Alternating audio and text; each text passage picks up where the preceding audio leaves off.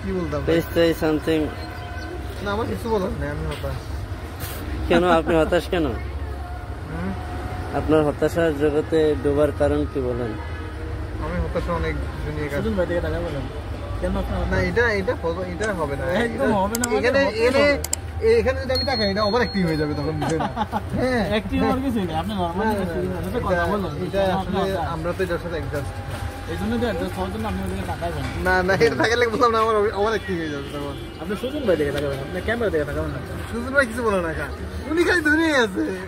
কারণ বলে শিখেন, এরপর আপনার কারণ সুজন ভাই নিজেই নার্ভাস। হ্যাঁ কথাই করতে পারো না ক্যামেরা অন করে।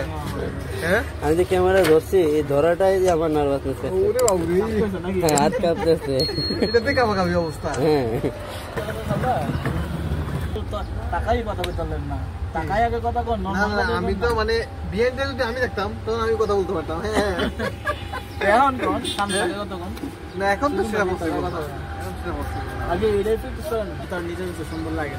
মনে হয় যে আমার নিজের দেখতে বাজে, এই জায়গায় খুঁত আছে, কিন্তু অন্য মানুষ যখন দেখে তখন তার কাছে এটা খুব মনে হয়। আপনি এই যে দেখেন আপনার আব্বুর দেখতেছেন, কোনো সময় মনে হয়েছে ওনার ভিতরে খুঁত আছে? আপনার আম্মা দেখছে মনে হচ্ছে খুঁত আছে? হ্যাঁ এই যে আমরা আপনারা দেখতেছি কোনো খুঁত আছে বললে মনে হচ্ছে আমার কাছে মনে হচ্ছে না, কিন্তু আপনার কাছে মনে হচ্ছে কেন? আপনি আপনার সব প্রত্যেকটা মানে একটা তিল সম্পর্কে আপনার অবগত আছে, ঠিক আছে? যার জন্য আপনার কাছে মনে হয় কি আরে এটা ঠিক জায়গায় নাই, ওটা ঠিক জায়গায় নাই। আসলে বুঝতে কিছুই না, আপনি ওভারঅল দেখতে সুন্দর, আপনার হাত পাগুলো ঠিক মতো আছে, তার মানে কি আপনি ওকে আছে। এবার আপনি ভিডিও করতে পারেন। আপনার যে কত বাজে বাজে লোক রিপন ভিডিও করে ভাইরাল হয়ে যায়, ঠিক আছে?